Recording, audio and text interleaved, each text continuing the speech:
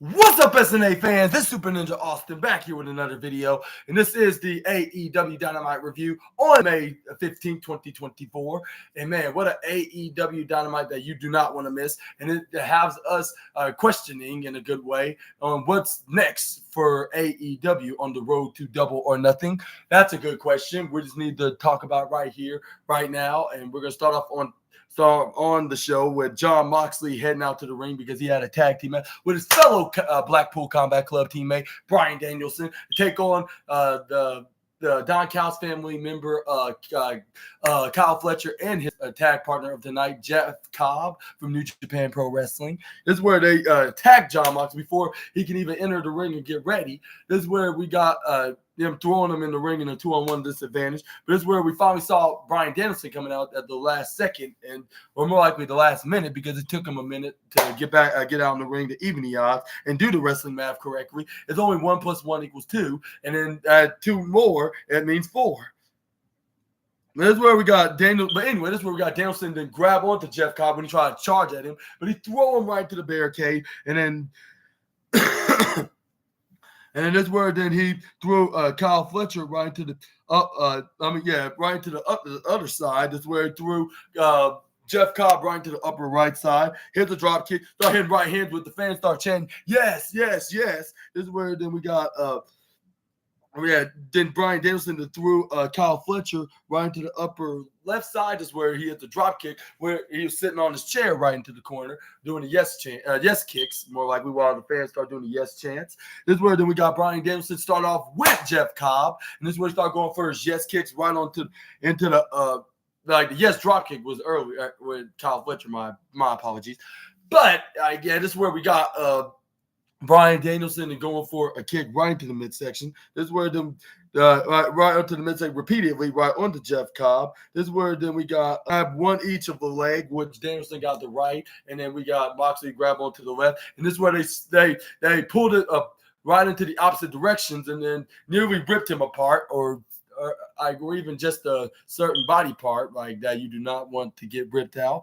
But yeah, this is where they pulled him apart. This is where it's like, my crotch. And then this is where then we got Danielson then go for the Achilles lock. This is where he turned into a figure 4 leg lock. This is where Jeff Cobb was like, I'm not going to surrender, but damn, this is so painful. This is the most painful maneuver that I've ever taken in this business. But this is where then he tags in John. This is where Danielson tagged in Jon Moxley. I'm not sure that was a good idea because we could have saw Cobb tapped out, or maybe not, but you never know. Like anything's possible. But this is where he runs right to the bottom corner ropes, gets a single foot stomp right onto the midsection, then followed up with a big sliding elbow drop right onto Cobb. This is where then Jon Moxley then try to go for a DDT, but this is where Jeff Cobb pushes Moxley right to the upper left side. This is where he gets tagged in by Kyle Fletcher. This is where Kyle Fletcher started hitting repeated right hands right into the face or head of the current IWGP World Heavyweight Champion. This is where then he gets in the match. This is where he started hitting the foot stomp. This is where he started kicking, stomping, going for a knife edge chop, made Gunther pissed off to the point that he earned himself a number 10 spot of the envy list. This is where then he started hitting repeated chopping when he placing Moxley right back in the corner in the bottom left.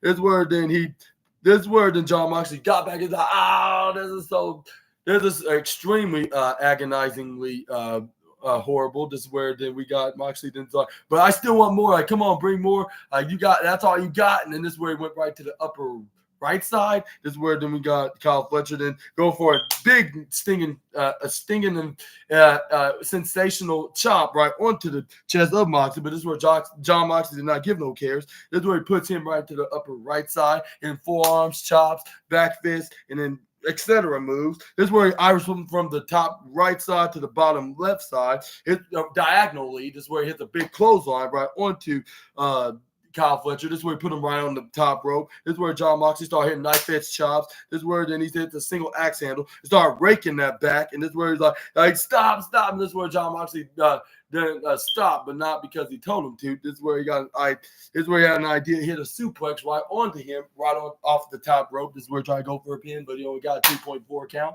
This is where he tried to go for the cross armor. This is where then Kyle Fletcher was like, no, I'll never surrender. This is where then he was saved by the bell, or more likely by a human I'll say a human noodle on a cob.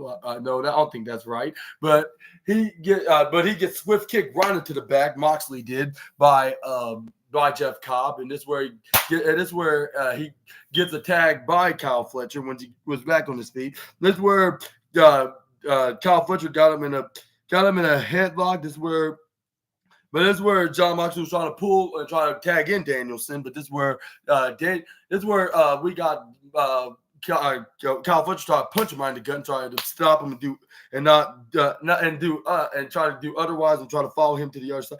But this is where luckily Moxley then this is where Moxley then grabs on him, puts him right onto the middle ropes. This is where then he the top rope, and he tags in Moxley. This is where Moxley then hit a knee right to the back of Kyle Fletcher. I think they must have forgot that Kyle Fletcher already got tagged in Jeff Cobb, but yeah, Jeff Cobb, and this is where and I believe also Kyle Fletcher did too, because he was still in the match. And it's kind of similar to like Kairi Sane and Asuka from that Lyon France Backlash PLE from WWE, which we saw Kairi Sane tagged in Kairi Sane tagged in tagged in Asuka, even though she wasn't the legal woman, or something like that, which is kind of similar to what this scenario was. But this is where Danielson then was like you're my good people, and he started putting his hands out and spinning around. This is where then we got Danielson doing more punishment pain.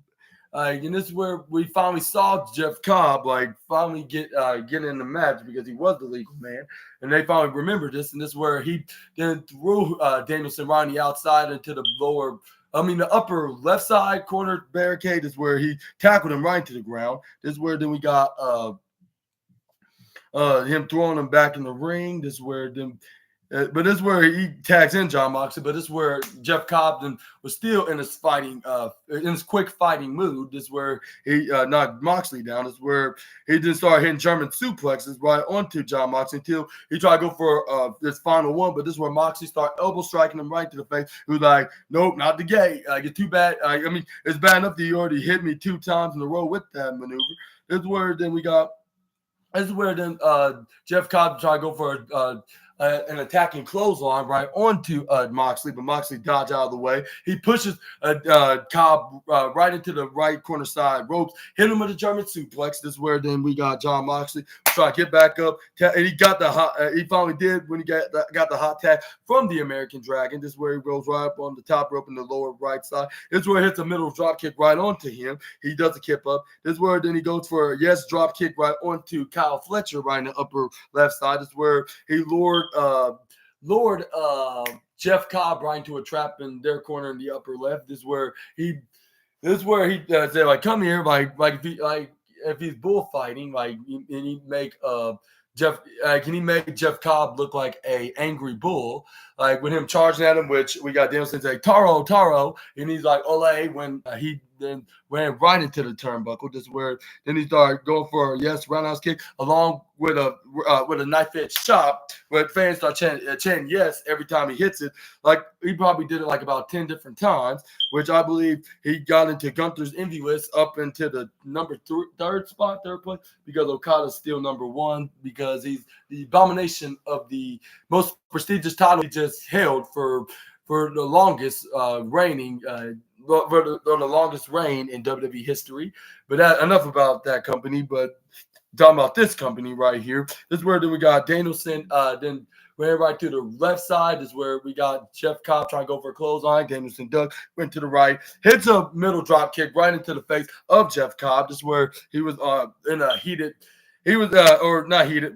He got a fire lit right beneath him, and he was on fire, right onto his head with a gulfed flamed head, I guess you could say. This is where then he This is where you start going for a yes kick right into the head, like about not right into the back with the head, but I'll say right into the front part of his body, right in the shoulders and his chest.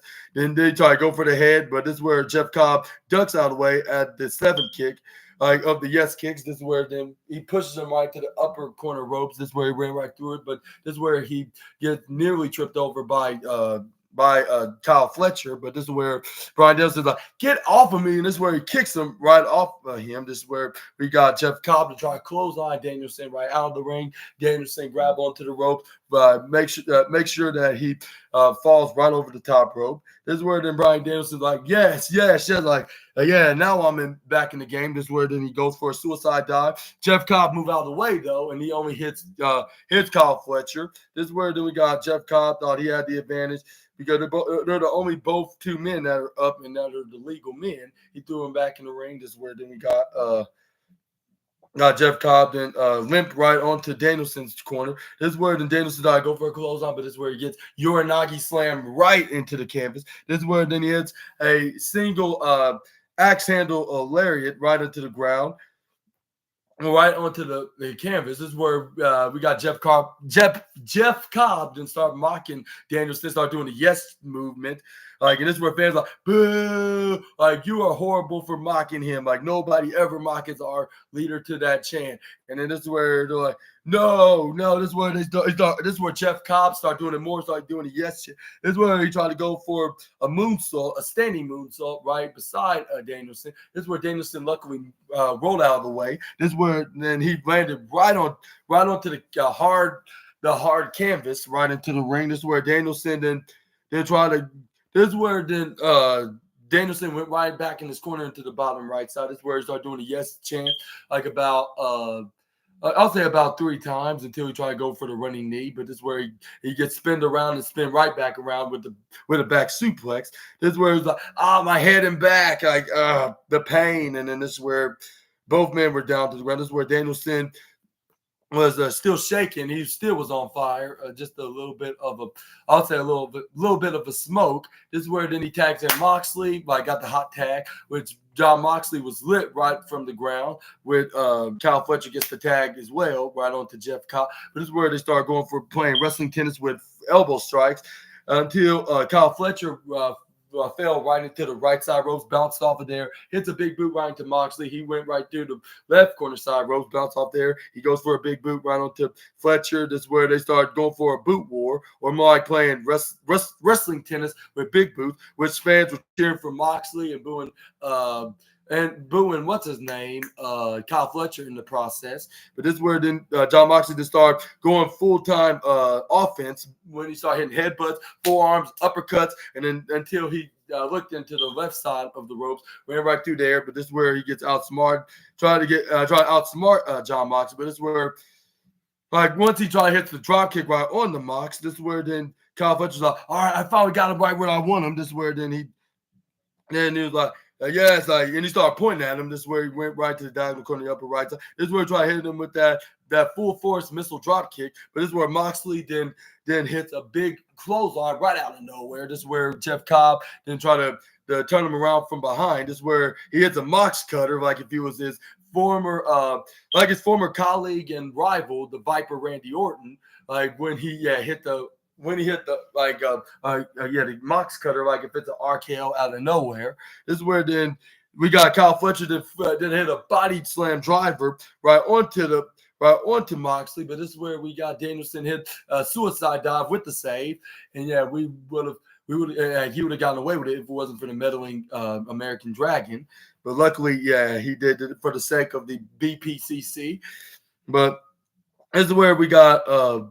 This is where we got Jeff Cobb and throws Danielson right onto the top corner of the ringside area. This is where then we got Kyle Fletcher to throw Moxley right into Jeff Cobb's arms. This is where then he spine buster slammed him right into the lower left side. This is where then we got Kyle Fletcher then hits a kick right into the jaw of Mox. This is where then we got Jeff Cobb hit an uppercut afterwards. This is where then we got This is where then we got Kyle Fletcher was like, come on, bring him over to me. This is where Jeff Cobb did so. This is where we got this is where then we got Kyle Fletcher then looked like about to hit a sidewalk slam, but he picks him right onto his arms and his torso. This is where he hits a tombstone pile driver. I was like, man, what is up with AEW New Japan Pro Wrestling, New Japan Pro Wrestlers doing this maneuver? Like it looks like that it seemed like that the Undertaker's about to pull out some some lawsuit papers, like, because he's probably not happy with everybody using the move and not getting credit for it. But this is where then we got this is where Kyle Fletcher's going to try to go for a pin afterwards, but this is where Moxley got the right shoulder up at 2.7. This is where Kyle Fletcher's like, you, Aubrey Edwards, like, you are a pain in my ass. And then this is where, or not Aubrey Edwards, it was a male referee. I forget what his name was. He told that referee, you're a pain in my ass. This is where he tags in Jeff Cobb. This is where then Jeff Cobb then picks up the IWGP World Champion. This is where fans start chanting Moxley, Moxley, Moxley. This is where then he got him in an electric chair position. This is where we got Kyle Fletcher then thought he was his United Empire teammate, Will Ospreay, and this is where he tried to hit that. What's the move that it was the what was that